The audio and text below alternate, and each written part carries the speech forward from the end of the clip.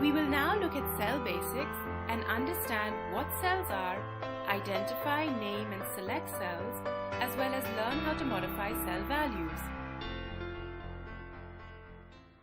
A cell is the basic unit we operate within in every Excel spreadsheet. It's the intersection of a row, which is a horizontal series of cells, and a column, which is a vertical series of cells.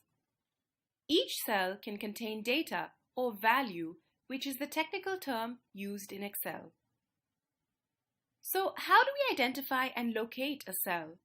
Just like buildings and houses, every cell has an address, which tells us exactly where this cell is located on our spreadsheet. To reveal the cell address, simply click on the cell you are interested in and look at the name box in the top left-hand corner. The alphanumeric combination you see is the cell address. This cell right here is A1. This means that it's in column A and row 1.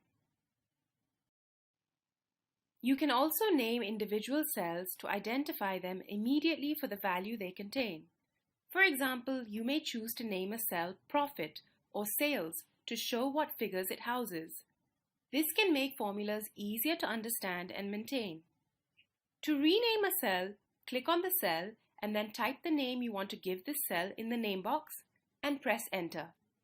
Now, if we click on another cell in our sheet, notice how the name box changes. If we click back on cell A1, the cell that we renamed, we will see its new name is reflected. Now, whenever we click on a cell, it becomes active. When a cell is active, we can enter data, modify, or format it. In Excel, you can select multiple cells simultaneously. To do this, simply click on a single cell and without letting go, drag your cursor across to cover all the cells you want to select. Once they have been highlighted, you can release your cursor. Another way to select multiple cells is to click on the first cell and then hold down the Shift key and press the arrow key to define the area of cells you want to select. If you need to select multiple cells that are not next to each other, simply hold down the Control key and click on the desired cells, and then let go. When you release your cursor, the selection area should appear gray with a green margin around it.